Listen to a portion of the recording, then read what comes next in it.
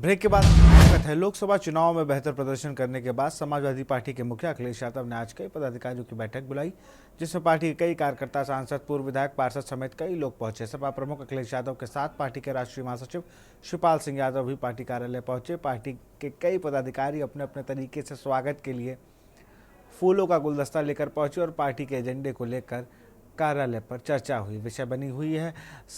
सुल्तानपुर से नवनिर्वाचित सांसद रामभोल निषाद भी पार्टी कार्यालय पहुंचे। जीत के बाद उन्होंने क्या कुछ कहा, आइए आपको दिखाते हैं। समस्या थी, मुद्दा था कि लोगों को सम्मान नहीं मिलता था, सांसद के द्वारा कोई जनहित के काम नहीं होते, थाने पर उत्पीड़न होता, कोई सुनवाई नहीं होती, जनता अपनी समस्या लेकर जाते थे तो वहाँ के सांसद ये कहकर भगा देती थी कि लिख कर लेके आओ और मुंह से कुछ न बोले। वहाँ अनपढ़ लोग भी पहुँच जाते थे तो अपनी समस्या कैसे लिख के देते थे। तमाम घोर उपेक्षाओं के बाद लोगों ने सोचा कि ये माननीय राष्ट्रीय अध्यक्ष जी अखिलेश यादव जी समाजवादी पार्टी गठबंधन ने विकल्प भेजा है तो इसको देखा जाए और वहाँ जनता ने अपना फैसला सुना दिया। कितना ज़्यादा कठिन था आपको मिलता? कोई कठिन नहीं था। हम योगी आदित्यनाथ से चुनाव लड़े हैं, मुख्यमंत्री जो हैं उससे चुनाव लड़े, हमको कोई कठिन नहीं लग रहा था। हमको पता था कि हम चुनाव जीत जाएंगे।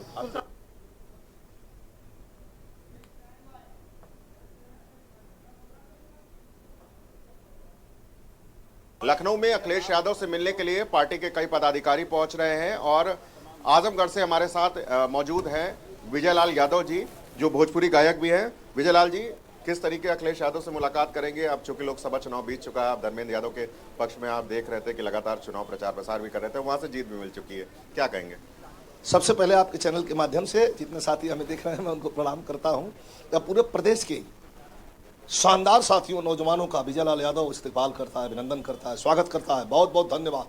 आप लोगों का जंग, आप लोगों का जोश, जो ये मैंने कहा था हर चुनाव में और मैं हर मंच पर कहा था कि रोटी न पलटी गई तो जल जाती है, सरकार न बदला गया तो उन्मादी हो जाती है। आप लोगों ने घमंड और उन्माद तोड़ दिया है और जो आप लोगों ने मैंडेट दिया है हमारी समाजवादी पार्टी को और माननीय अखिलेश यादव जी को, इसके लिए सबसे पहले आप सबको बधाई देना चाहूँगा। अब आप पत्रकार महोदय का सवाल है कि आजमगढ़ के चुनाव के विषय में कुछ कहूँ, कहने को कुछ बचा नहीं है महोदय। आजमगढ़ में एक एक बच्चा एक एक वोटर था, वोटर नहीं था, जिसका नाम अब हमारे घर में ये लोग शाम दाम दंड भेद कुछ छोड़े नहीं है। मेरे घर में 9 वोट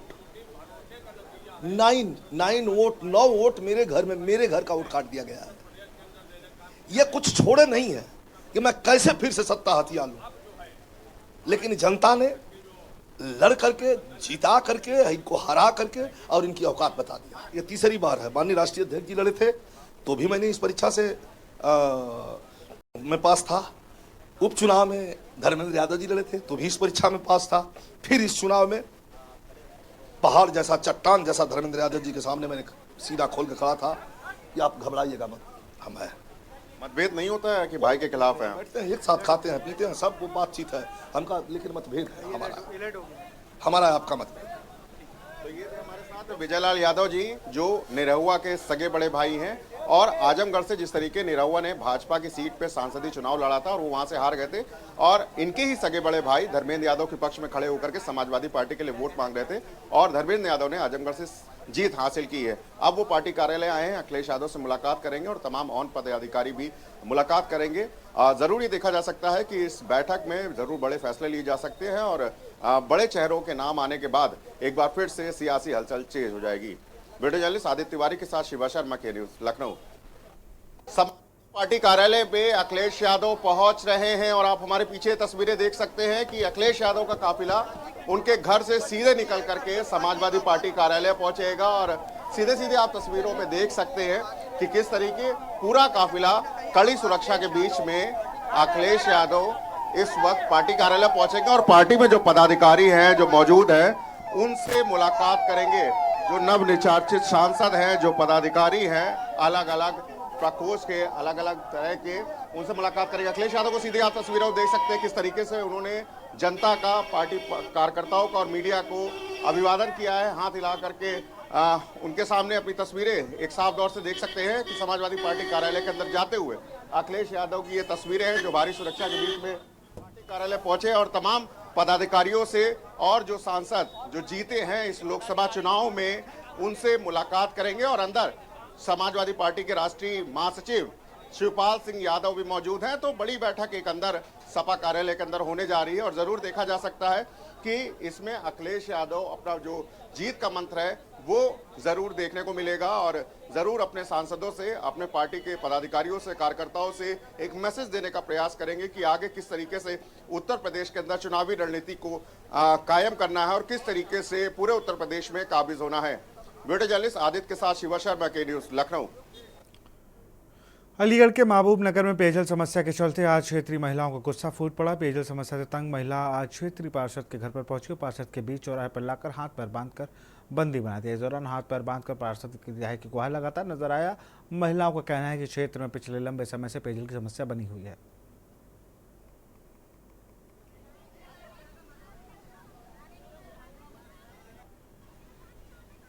सुल्तानपुर की बहुत समस्या थी।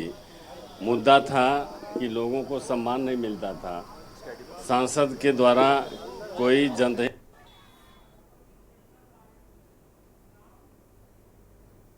सपा नवनिर्वाचित सांसदों की बैठक के बाद उन्होंने क्या कुछ कहा, आइए आपको दिखाते हैं। सुल्तानपुर की बहुत समस्या थी। मुद्दा था कि लोगों को सम्मान नहीं मिलता था। सांसद के द्वारा कोई जनहित के काम नहीं होते, थाने पर उत्पीड़न होता, कोई सुनवाई नहीं होती। जनता अपनी समस्या लेकर जाते थे तो वहाँ के सांसद ये कहकर भगा देती थी कि लिख कर लेके आओ और मुंह से कुछ न बोले। वहाँ अनपढ़ लोग भी पहुँच जाते थे तो अपनी समस्या कैसे लिख के देते थे। तमाम घोर उपेक्षाओं के बाद लोगों ने सोचा कि ये माननीय राष्ट्रीय अध्यक्ष जी अखिलेश यादव जी, समाजवादी पार्टी गठबंधन ने विकल्प भेजा है तो इसको देखा जाए और वहाँ जनता ने अपना फैसला सुना दिया। कितना ज्यादा कठिन था आपको मिलकर? कोई कठिन नहीं था। हम योगी आदित्यनाथ से चुनाव लड़े हैं, मुख्यमंत्री जो हैं उससे चुनाव लड़े। हमको कोई कठिन नहीं लग रहा था। हमको पता था कि हम चुनाव जीत जाएंगे। अब तो आचार संहिता भी हट गई है, विकास कार्यों को लेकर के कोई एजेंडा? विकास का वो सारी चीज़ें होंगे जो जनता के लिए लाभदायक होगा। सभी वर्ग के हैं, कोई ऐसा वर्ग नहीं है जो सांसद हमारी पार्टी में नहीं जीता। और फिर जीत के तो देख ही लिया, लखनऊ की सीट तो अगर हम लोगों ने नहीं, समय नहीं मिला। इस तरीके से देखिए बनारस में भी देख लीजिए कितना पीछे रहे। सर, क्या ईवीएम पे अभी भी कोई सवाल है कि अगर ईवीएम में अभी भी लग रहा है कि कोई दिक्कत थी, अगर नहीं होती शायद और अच्छे परिणाम हो सकते थे? देखिए ये तो हाँ, देखिए और ट्रेनिंग देना पड़ेगी समाजवादी पार्टी के कार्यकर्ता। तो ऐसे बेईमानी को तो रोकना ही पड़ेगा। रोका भी है, ऐसा नहीं है हम लोगों ने रोका है समाजवादी पार्टी के कार्यकर्ता, और अभी समाजवादी पार्टी के कार्यकर्ताओं को ट्रेनिंग देना पड़ेगी। ये सब बेईमानी को रोकने के लिए बहुत ट्रेनिंग देना। आप लोगों को सर ये अभी काम दिया कि आप लोगों ने कहा था कि शाम तक डटे रहें, सर्टिफिकेट लेकर ही लौटे, क्या ये काम दिया ये अभी? हाँ, ये तो खैर दिया है, कोशिश तो बहुत करी गई लेकिन कहीं कहीं थोड़ा सा हुआ है। लोकसभा चुनाव 2024 में महिला उम्मीदवारों ने फिर से अपना दम दिखाया है। इस बार 74 महिला जीतकर लोकसभा पहुंची। हालांकि 2019 में आंकड़ा 78 था। पश्चिम बंगाल ने 11 महिला उम्मीदवारों को लोकसभा भेजा है। इस लोकसभा चुनाव में कुल 797 महिला उम्मीदवारों ने पूरे देश में चुनाव लड़ा था, जिसमें बीजेपी ने सबसे ज्यादा 69 महिला उम्मीदवारों को मैदान में उतारी थी। इसके बाद कांग्रेस ने 41 महिला उम्मीदवारों को टिकट दिया था। इस रिपोर्ट को देखिए। लोकसभा चुनाव 2024 में महिला उम्मीदवारों ने भी फिर से अपना दम दिखाया है। इस बार 74 महिलाएं जीतकर लोकसभा पहुंची हैं। हालांकि 2019 में ये आंकड़ा 78 का था। पश्चिम बंगाल ने 11 महिला उम्मीदवारों को लोकसभा भेजा है। इस लोकसभा चुनाव में कुल 997 महिला उम्मीदवारों ने पूरे देश में चुनाव लड़ा था, जिसमें बीजेपी ने सबसे ज्यादा 69 महिला उम्मीदवार मैदान में उतारी थी। उसके बाद कांग्रेस ने 41 महिला उम्मीदवारों को टिकट दिया था। जीतने वाली 74 महिलाओं में कुछ महिला उम्मीदवार पहली बार संसद पहुंचेंगी तो कुछ दूसरी या तीसरी बार। विधानसभा के नेता प्रतिपक्ष सबका मैं जो है पूरे दिल से धन्यवाद करती हूँ, और सबसे बड़ा धन्यवाद जो मैं आज करती हूँ वो मंडी की जनता का, जिन्होंने अपनी बेटी को, अपनी बहन कंगना को जो है वो आज इस मुकाम पे पहुँचाया। और मैं आश्वासन देती हूँ कि जितना भरोसा उनको हमारे नेता नरेंद्र मोदी जी के नेतृत्व में है, उनके प्रशासन में है, उनके विजन में है, उनके विकसित भारत का जो विजन है उसमें है, उसमें मैं उनका, जैसा मैंने हमेशा कहा है कि एक सेना के रूप में जो है मंडी के विकास के लिए, मंडी की प्रगति के लिए जो है सदा ही तत्पर रहूँगी। और इसके साथ ही ये मेरे लिए बहुत ही भावुक कर देने वाला आज वो दिन है।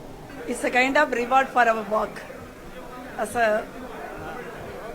MP and as a India Alliance. There are ministers, district secretaries, party functionaries within the party, and at large it's a mandate for Rahul ji to become a PM, and a mandate for the good governance led of Tamil Nadu, led by Honorable Chief Minister.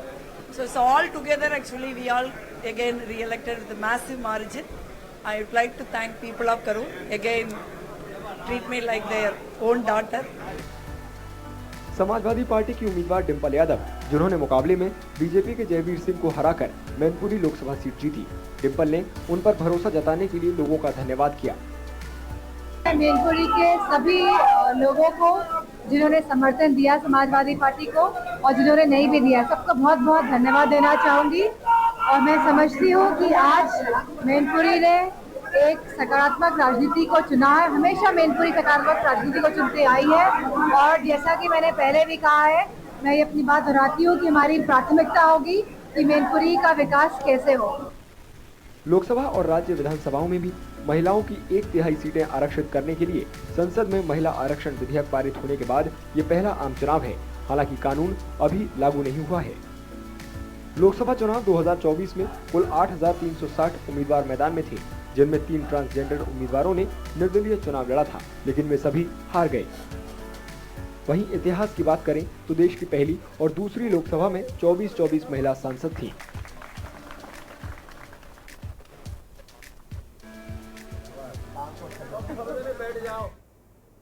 Uttar Pradesh के अयोध्या में राम मंदिर बनाने BJP का प्रमुख चुनावी मुद्दा एक था। सियासी जानकार कहते हैं कि यह मुद्दा ही अयोध्या में उसके काम नहीं आया। फैजाबाद सीट से 2 बार सांसद रहे बीजेपी के लल्लू सिंह को मुंह की खानी पड़ी। मंदिरों का शहर अयोध्या इस सीट का हिस्सा है। उन्होंने समाजवादी पार्टी के अवधेश प्रसाद ने 54,000 से ज़्यादा वोटों से हराया।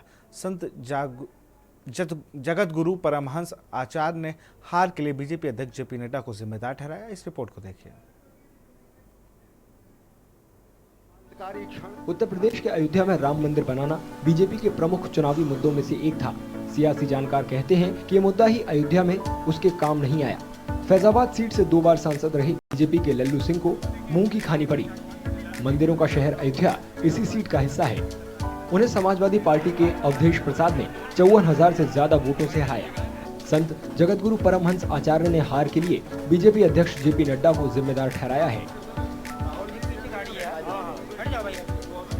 मैं बता रहा हूं, जेपी नड्डा भारतीय जनता पार्टी के राष्ट्रीय अध्यक्ष, जब वो बयान दिए कि आरएसएस की जरूरत अटल जी के जमाने में पड़ती थी, अब भाजपा बहुत मजबूत है, आरएसएस की जरूरत नहीं है, यह भी एक बयान कारण है कम सीट आने का। जो आरएसएस की उपेक्षा हुई, हिंदू संगठनों की उपेक्षा हुई।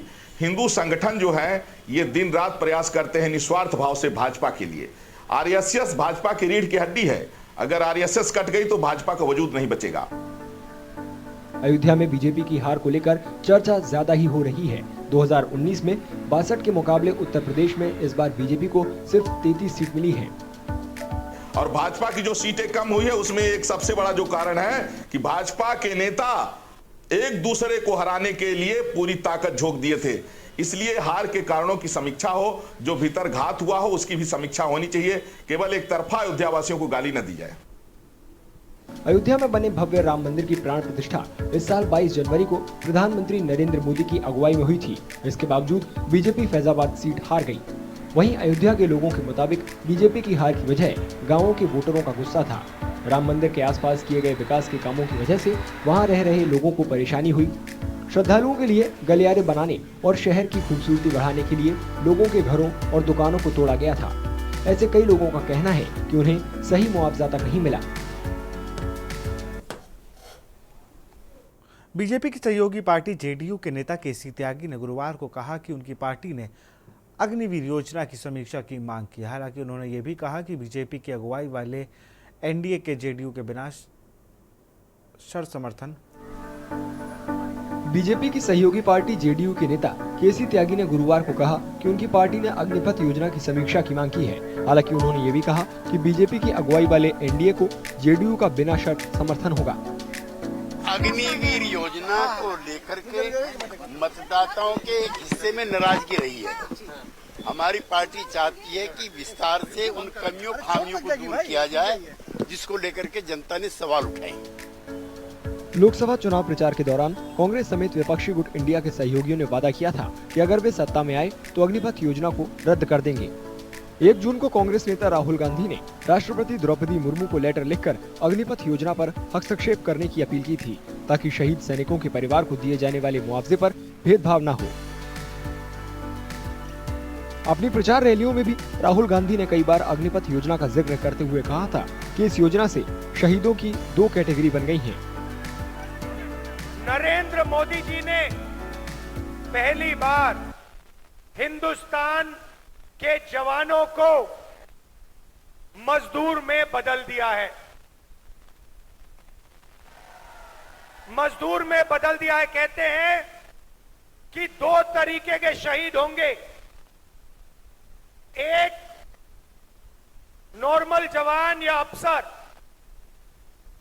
उसके परिवार को पेंशन मिलेगी, शहीद का दर्जा मिलेगा, सारी की सारी सुविधाएं मिलेंगी।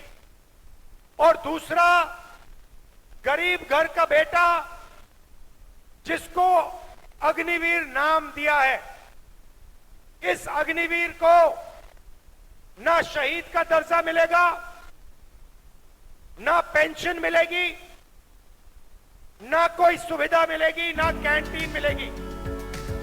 गुरुवार को समाजवादी पार्टी के अध्यक्ष अखिलेश यादव ने अग्निपथ योजना को खत्म करने की मांग को दोहराते हुए कहा कि सरकार को ये स्वीकार करना चाहिए कि इस योजना को लागू करना बड़ी गलती थी।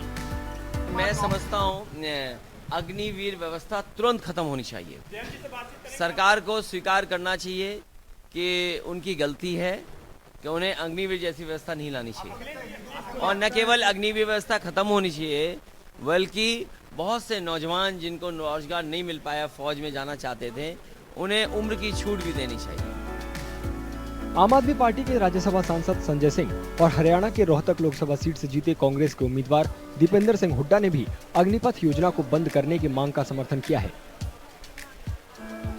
अग्निवीर योजना भारत माता के साथ गद्दारी है, भारत की सेना के साथ गद्दारी है और प्रधानमंत्री जी को पहले ही इस योजना को रद्द करके जैसे पहले सेना में भर्ती होती थी वैसे ही करना चाहिए था। ये तो गलत योजना अग्निवीर सारा देश जानता है, तो इसमें तो जेडीयू ने जो बात कही है कि अग्निवीर गलत है तो गलत ही है। उन्होंने कोई नई बात नहीं कही है, पूरा देश इस बात को जानता है।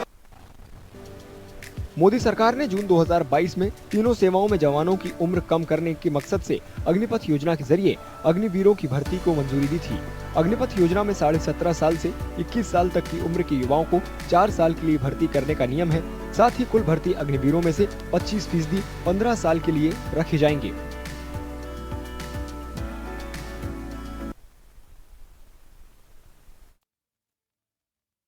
श्रद्धालुओं का अयोध्या आना जारी है। राम मंदिर में रामलला के दर्शन करने के बाद कई श्रद्धालु गर्मी से बचने के लिए राम की पैड़ी घाट पर सरयू नदी में डुबकी लगाते दिखे हैं। इस रिपोर्ट को देखिए। चिलचिलाती गर्मी के बावजूद बड़ी संख्या में श्रद्धालुओं का अयोध्या आना जारी है। राम मंदिर में रामलला के दर्शन करने के बाद कई श्रद्धालु गर्मी से बचने के लिए राम की पैड़ी घाट पर सरयू नदी में डुबकी लगाते दिखे। एक साथ दोनों काम हो रहे हैं। एक तो दर्शन करके हम लोग भाग्यशाली मानते हैं रामलला का, क्योंकि इतने सालों बाद आए, और ऊपर से इतनी गर्मी में हमें राहत भी मिल रही है सरयू नदी में नहा। कुछ साल पहले ही इन घाटों को नया भव्य रूप दिया गया है ताकि यहाँ ज्यादा से ज्यादा श्रद्धालु आएं और सरयू नदी में आस्था की डुबकी लगा सकें। हम सरयू नदी में आए हैं, राम भगवान के दर्शन किया, अच्छा लगा। अब अभी ठंडक के लिए स्नान करने आए हैं, थोड़ा अच्छा पुण्य मिले, इसकी वजह से न गर्मी ज्यादा है। मौसम विभाग के मुताबिक उत्तर पश्चिम, मध्य और पूर्वी भारत में लू के हालात अभी अगले 2 से 3 दिनों तक जारी रहेंगे।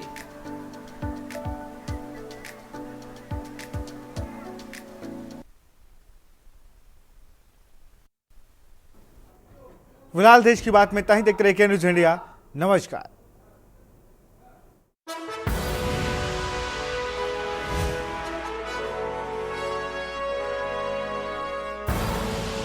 आप देख रहे हैं के न्यूज़।